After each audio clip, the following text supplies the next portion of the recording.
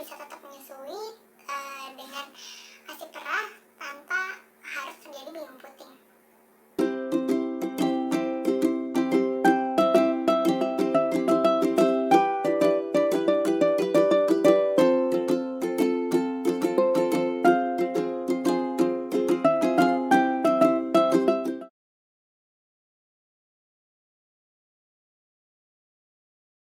Hai teman-teman semuanya, jumpa lagi di Kamis Medis. Ketemu lagi dengan saya Dr. Nadia. Hari ini saya akan menjawab pertanyaan tentang bingung puting. Sebenarnya kan kalau teman-teman biasanya suka searching, suka ada kan ya, bingung puting itu beresiko sekali jika dengan penggunaan dot pada pemberian ASI perah. Sebetulnya gimana sih? Nah, ASI perah ini sendiri kan memang akan diberikan oleh pengasuh bayi atau orang lain yang mengasuh bayi jika kita tidak ada ya. Jadi jika kita tidak bisa memberikan ASI secara langsung kan. Nah, terus gimana nih solusinya? Katanya kan resikonya benar-benar bingung puting kan. Sebetulnya benar nggak sih itu? Ya, jadi beberapa penelitian memang mengungkapkan bahwa penggunaan dot itu bisa membuat risiko bingung puting. Terus kan dok, tapi kan ada juga ya dot-dot yang katanya mengklaim bahwa si dotnya itu menyerupai puting ibu, ya kan? Nah ini balik lagi nih sebenarnya ke teman-teman sendiri. Logikanya kan sebetulnya setiap ibu itu kalau teman-teman lihat nih, mungkin di kamar mandi mau cek juga puting atau nipple ibu kiri dan kanan itu akan beda gitu, jadi bentuknya tuh tidak sama. Terus kalau ada produsen yang mengklaim oh ini tidak berisiko bingung puting, nah itu balik lagi, sebenarnya benar nggak puting ibu yang mana yang memang diikuti oleh si produsen ini gitu. Sebetulnya kami sebagai konselor laktasi tidak menganjurkan untuk pemberian dot pada media pemberian ASI perah ya. Jadi teman-teman bisa pakai media lain. Tapi kalau teman-teman aduh dok kayaknya nggak bisa deh, jadi mungkin teman-teman ya lihat aja sih gitu, betul-betul mencoba, karena tapi ya itu resikonya akan bingung puting.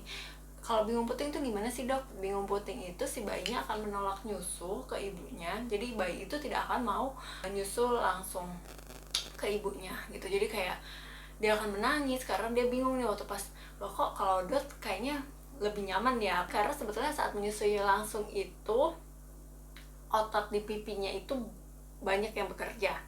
Jadi saat dia menyusu ke payudara itu dia harus mengeluarkan tenaga dan usaha gitu loh.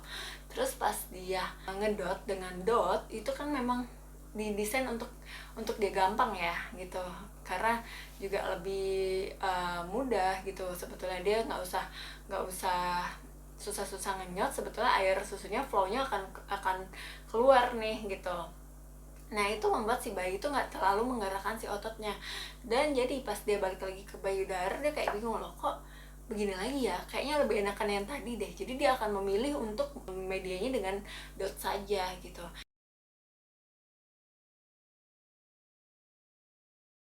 Nah untuk menghindarinya saya sekarang mau ajak dia si boneka baby ini bukan spirit doll, bukan. Jadi ini adalah boneka baby, saya sih namanya Rubra. Jadi Rubra ini karena dia pakai baju merah, kalau di kedokteran Rubra tuh merah ya.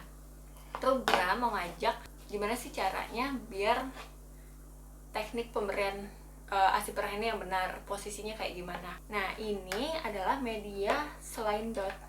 Di antaranya saya sekarang menampilkan 4 media dulu, karena sebetulnya ada satu lagi adalah spuit atau jarum suntik gitu. Tapi kita pakai 4 dulu ini. Nanti saya coba kasih tahu juga gimana tekniknya. Jadi ini adalah cup feeder yang pertama.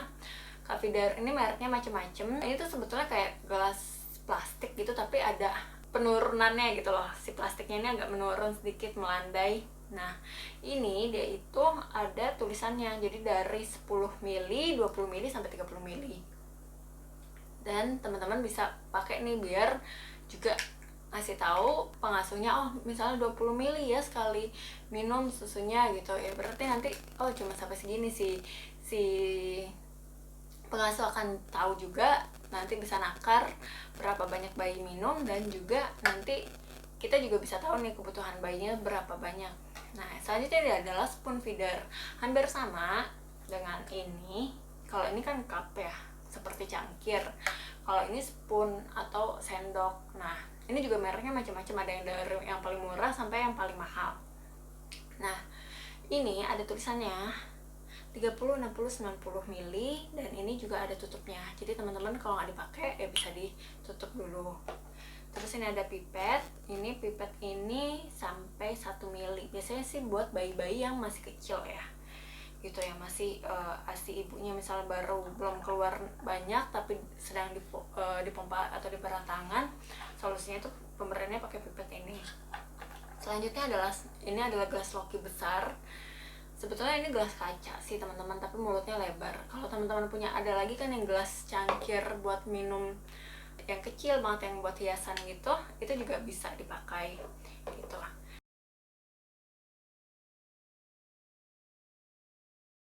Nah, sekarang saya mau ngajak si Rubra buat ngasih ASI perahnya. Jadi misalnya teman-teman udah pompa nih, udah pompa ditaruh di gelas ya.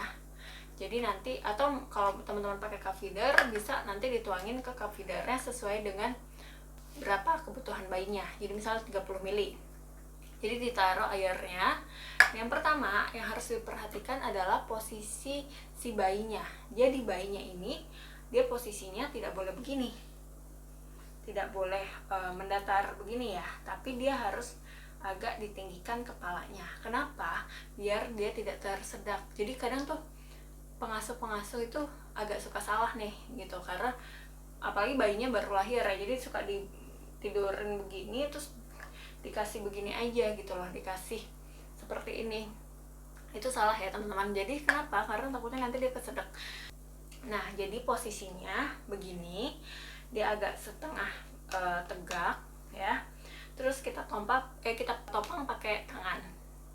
Boleh kemana aja sih, boleh begini juga boleh, tapi ya senyamannya aja ya. Boleh kiri atau kanan. Nah, terus yang pertama bukan dibeginiin ya, bukan langsung masukin gini ke babynya gitu. Jadi biarkan airnya ini, misalnya ini udah diisi, ini memang karena babynya tidak hidup ya, jadi tidak bisa saya praktekkan langsung, takutnya kalau dikasih air nanti basah bajunya ya. Jadi ini kita kasihnya bukan begini, bukan dia diminumin, tapi dia ditaruh di bibir bawahnya babynya. Jadi ditaruh di gini nih, ditaruh di bibir bawah, terus posisinya agak begini. Jadi biarkan nanti dia mengalir sendiri ASInya, dan si baby biasanya akan mengecap gitu pakai lidahnya.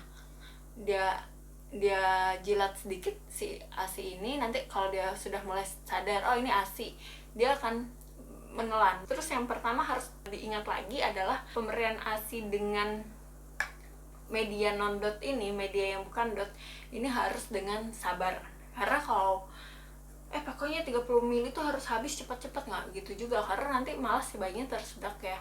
Jadi pemberiannya harus pelan-pelan seperti ini gitu. Kita taruh aja di bibir bawahnya, nanti dia ngalir si ASInya, si bayinya juga sambil berusaha meminum gitu.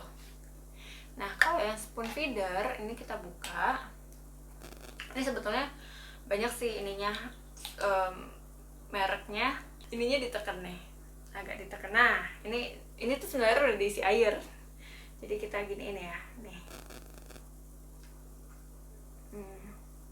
Jadi diginiin aja, dia juga posisinya bukannya mendatar begini atau malah justru nukik tajam ngasihnya gini, enggak, tapi dia diberikan agak setengah tegak posisinya. Jadi si babynya setengah tegak, si spoon feedernya atau media selain dotnya juga diberikan setengah tegak juga gitu posisinya. Terus gini dialirin deh ke babynya tuh. Selanjutnya adalah medianya pipet.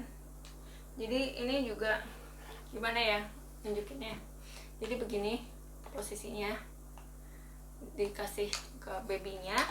Dan selanjutnya ini adalah yang sloki besar. Ini biasanya bayi atau baby yang lebih besar, karena pasti ini agak kalau nggak telaten akan tumpah banyak gitu.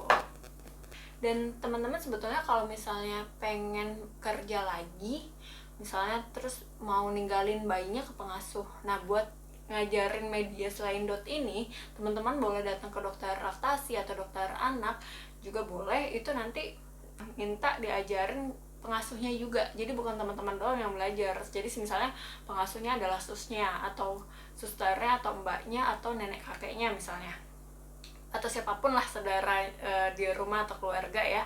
Jadi mereka juga harus belajar gitu. Jadi bukan teman-teman aja yang ini kan, karena kadang kan apalagi dengan kita mengedukasi generasi yang lebih tua ya kan, kadang kayaknya pengalaman dulu tuh nggak gitu deh, jadi malah bikin nanti kita udah belajar tapi ditolak nih. Apa ajak aja ke dokter biar nanti dokter bantuin edukasinya gitu.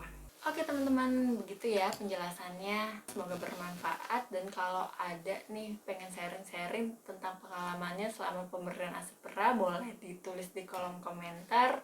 Dan jika pengen saya bahas video apa lagi nih di kolom komentar, boleh tulis juga, nanti saya akan bikin videonya. Terima kasih, sampai jumpa di video selanjutnya. Dadah.